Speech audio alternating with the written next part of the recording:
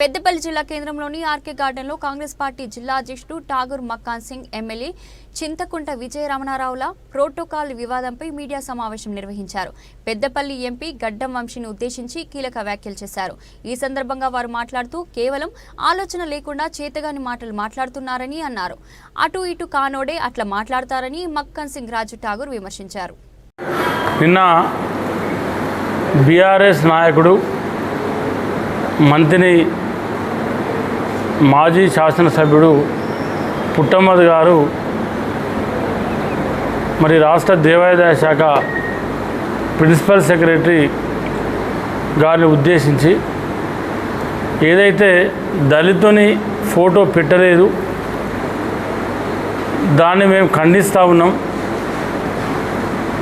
అని చెప్పి ఏదైతే వారు మాట్లాడుతూ ఉన్నారో, నేను మొదటగా మిమ్మల్ని అడిగేది ఏంటంటే, గత 10 సంవత్సరాల నుంచి వెళ్ళి 5 సంవత్సరాలు శాసనసభ్యునిగా, 5 సంవత్సరాలు జిల్లా పరిషత్ చైర్మన్గా మీరు పనిచేసినటువంటి వ్యక్తి బీఆర్ఎస్ పార్టీలో.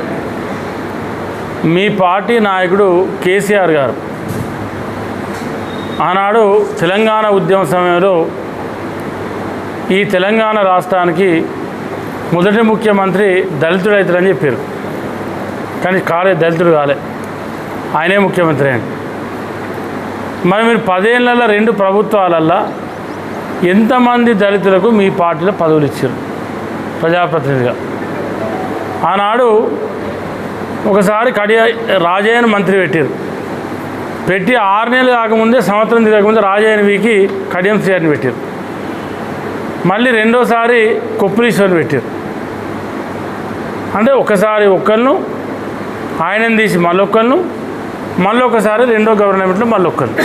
కానీ ఇవాళ మన ప్రభుత్వంలో, ప్రజాప్రభుత్వంలో, రేవంత్ రెడ్డి గారి నాయకత్వంలో, కాంగ్రెస్ ప్రభుత్వంలో మీరు దళితులకు అన్యాయం జరుగుతుందని చెప్పి ఏదైతే మీరు మాట్లాడుతూ ఉన్నారో, ఇవాళ స్పీకర్గా దళితుడు ఉన్నాడు, డిప్యూటీ ముఖ్యమంత్రిగా దళితుడు ఉన్నాడు, ఆరోగ్య శాఖ మంత్రిగా దళితుడు ఉన్నాడు. అంటే 3 ముఖ్యమైన శాఖలల్లో ఇవాళ కాంగ్రెస్ ప్రభుత్వం దళితులకు న్యాయం చేసింది. ఉప ముఖ్యమంత్రిగా దళితుని పెట్టి ఇవాళ ఎక్కడ ఏ పోస్టర్ వేసినా, ఈ రాష్ట్రంలో ఏ ప్రభుత్వ కార్యక్రమం జరిగినా తప్పకుండా ముఖ్యమంత్రి గారితో పాటు సమానంగా ఇవాళ ఒక దళితుడు ఉప ముఖ్యమంత్రి గారి ఫోటో ఉంటుంది. అది కాంగ్రెస్ పేరున సరస్వతి పుష్కరాలు తెలంగాణ రాష్ట్రంలోనే మనం అందరం గర్వపడే విధంగా రాష్ట్ర ప్రభుత్వం రేవంత్ రెడ్డి గారి యొక్క ఆదేశాల మేరకు మంత్రిలో మన జిల్లాలో, పూర్వ జిల్లాలో బ్రహ్మాండంగా దక్షిణ కాశీగా చూపించే విధంగా కాశీలో జరపబడే హారతిని మర్పిస్తూ బ్రహ్మాండంగా చేస్తూ ఉన్నారు. ఈ తరుణంలో లక్షలాది మంది భక్తులు ఈ ప్రాంతానికి వచ్చి వారి యొక్క భక్తిని దాని పుణ్యస్థానాలు చేస్తూ అందరూ బాగుండాలని కోరుతూ ఉంటే, బీఆర్ఎస్ పార్టీకి రాష్ట్ర ప్రభుత్వం చేస్తున్న ఏ ఒక్క మంచి కార్యక్రమం కూడా వారైన పద్ధతిలో వాళ్ళు నచ్చుకోకుండా ఎప్పుడు ఏ బురద చల్లాలనే ఒక ఆలోచనతోటి నిన్న బీఆర్ఎస్ పార్టీ ఆ ప్రాంత నాయకుడు, పని పాట లేని ఒక నాయకుడు,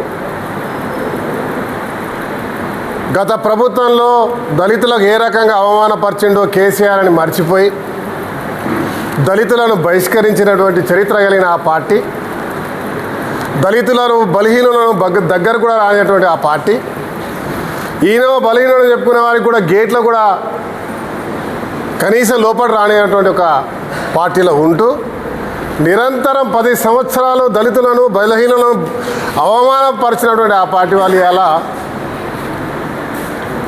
లేకుంటే ఆయన కూడా దునియా ఫ్లెక్సీలు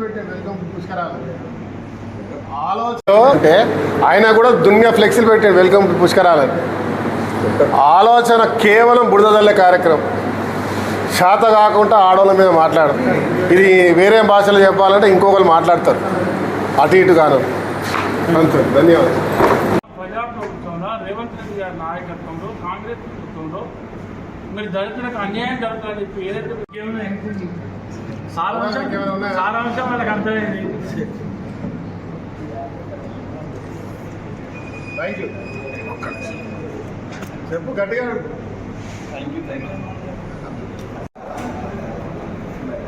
తెలంగాణ రాష్ట్రంలోనే మనమందరం గర్వపడే విధంగా రాష్ట్ర అంటే ఆయన కూడా దునియా ఫ్లెక్సీలు పెట్టాడు వెల్కమ్ టు పుష్కరాలని.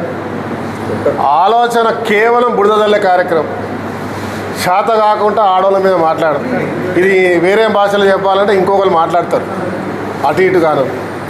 అంతే. ధన్యవాదాలు.